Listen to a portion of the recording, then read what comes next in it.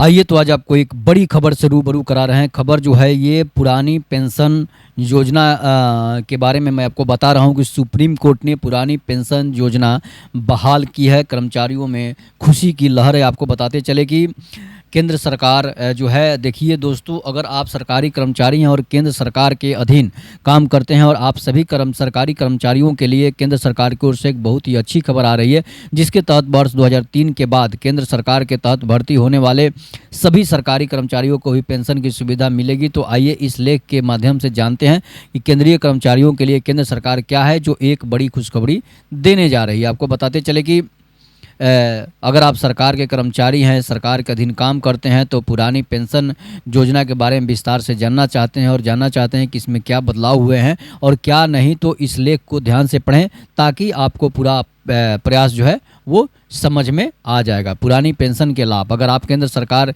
के अधीन सरकारी नौकरी कर रहे हैं तो आपको इस पेंशन योजना के बारे में अनिवार्य जानकारी होनी चाहिए और नीचे दिए गए गोदामों के बारे में भी ध्यान से आप पढ़ सकते हैं। आपको बताते चले कि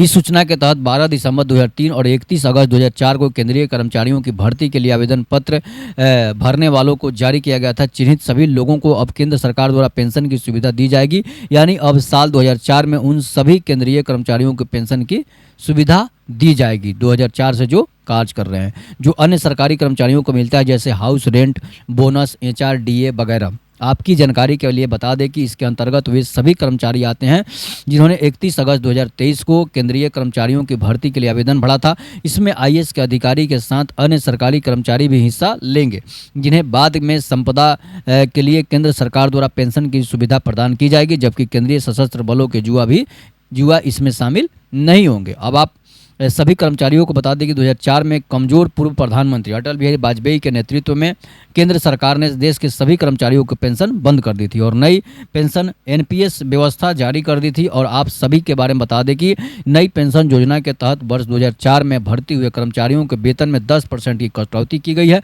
लेकिन 2004 में भर्ती हुए सभी कर्मचारियों के वेतन में कटौती की गई है, 10% का शॉर्ट नहीं होगा। इस तरह से आप अपना ओल्ड पेंशन रीस्टोर में आवेदन कर सकते हैं। अगर आपको इससे संबंधित और भी कोई जानकारी चाहिए हो तो आप हमें कमेंट में जानकारी करके पूछ सकते हैं। तो ये एक बड़ी खबर थी पेंशन योजना के लिए। जो पेंशन के लिए जो ललायत हैं, जो पेंशन चाहते हैं, तो उनको क्या करना है इसके बारे में आपने जानकारी ले ली। तब तक के लिए नमस्कार, जय हिंद, जय भारत, वंदे मातरम।